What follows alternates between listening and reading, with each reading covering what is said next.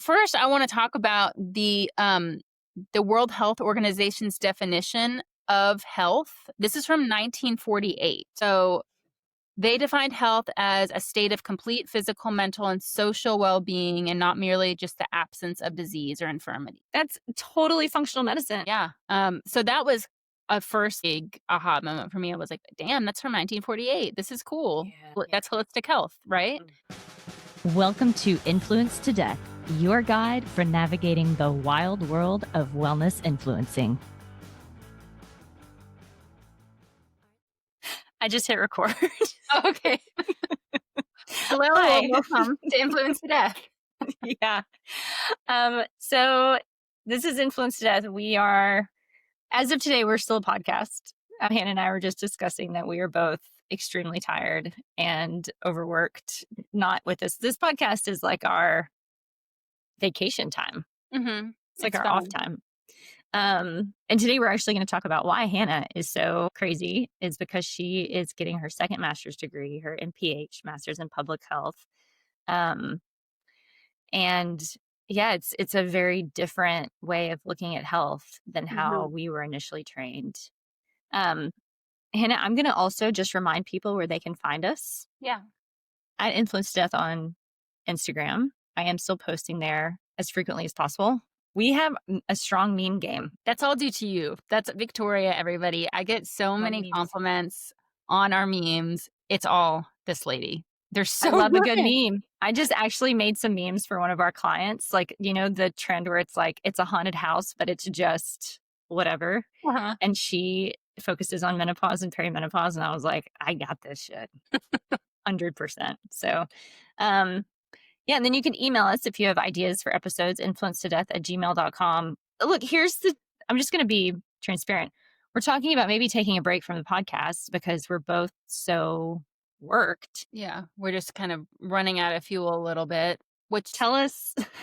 is the worst because we want to keep doing this, but it's like the one thing. It's like, what could we each remove from our lives to make us less stressed out? Yeah. And that would be this one, So if that would suck for you and you love this podcast, please give us some love because we need to know what's happening on your end. We're just talking into a camera and looking at ourselves right now.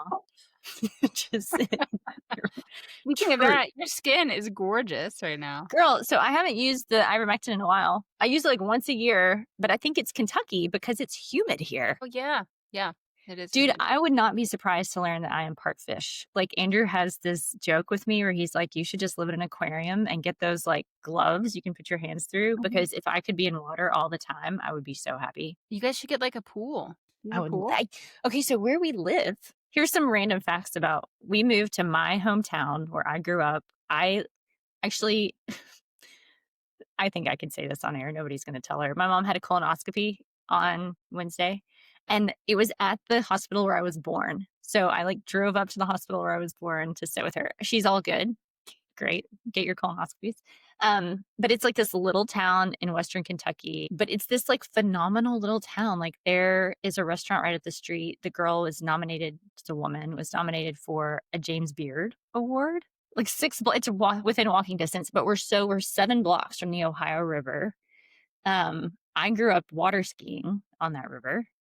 And we were like river rats. The water table, though, is so high in this downtown area that you can't have a swimming pool. Or some people can, but you have to be really careful because if you don't keep enough water in it and the pressure holds it down, the water table will like push it up out of the ground. Whoa, that's wild. It is really close to the river. I was like shocked how close to the river is to the road. Because in Tennessee, it's not that, or Chattanooga, because we have the Tennessee River, same thing. When I visited Paducah, which it is adorable. I really love it there. Wait, can I say where you're from? Is that allowed? Yeah, totally. Okay. If these influencers want to dox me, they're going to just like send me broccoli in the mail and be like, die of phytonutrients. Yeah. Well, that's too bad. You can't have a pool. Dang, that's weird. That's okay. Anyway, okay. So yes, if you love this podcast, please tell us because we're running on empty, guys. And it's not because of the podcast. It's because we're women in midlife. God, you're raising a kid. It's just me and Andrew here, but I decided to start a marketing agency, which was one of the more questionable decisions of my life. And you're getting a grad degree. So Leave us a comment, leave us a review, tell us what you think. And also, I would get just as much pleasure from hearing from you if you think we suck. Yeah, that'll help us make a decision. So please let us know. If we've ruined your life, please tell us. Okay, so Hannah, you're going to talk about grad school. And so like you said, this is my second time around. Victoria and I both got a graduate degree from the same University of Western States in human nutrition and functional medicine. We graduated around the same time. And that for me was kind of a weird time because I had just had my son. I was pregnant when I was in grad school the first time. Then it was lockdown. And so my plan of what I was going to do with that degree never panned out. Everything just kind of changed. Because I was going to, do my internship to become a CNS. I was going to, we were probably thinking about moving back to Portland from Tennessee and then we didn't. And then I didn't do my internship because it was lockdown. I had an infant and it was really stressful. And uncertain time. And then, I saw clients still because I had done that previously as an NTP and I worked in medical clinics, but I was kind of just like burnt out on it all. Like I love the heart behind like functional medicine and functional nutrition. And that's why I wanted to go that route.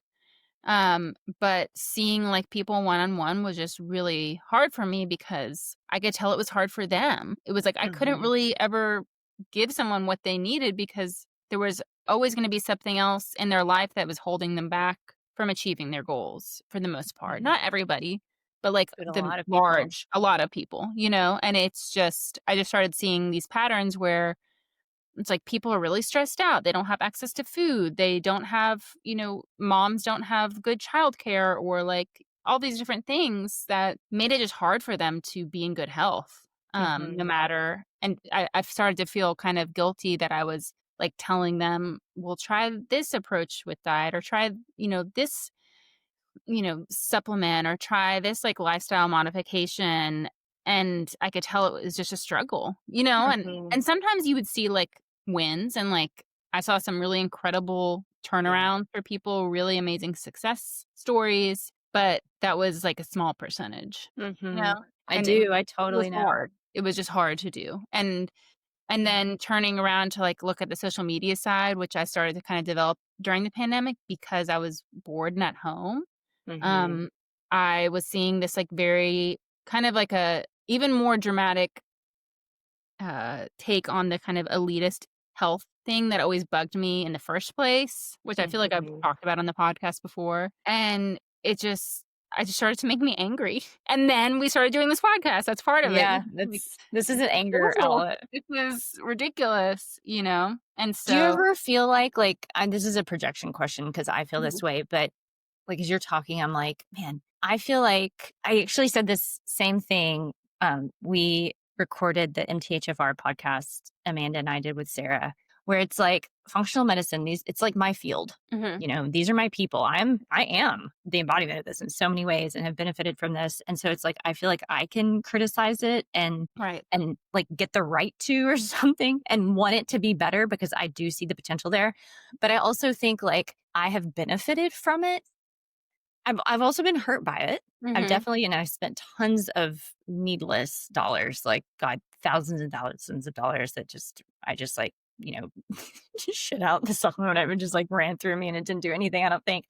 But like, sometimes I wonder if I've like benefited from it more than I realize. And so I'm like having this critical viewpoint now, it's like I was searching and searching and searching for so long, found the thing.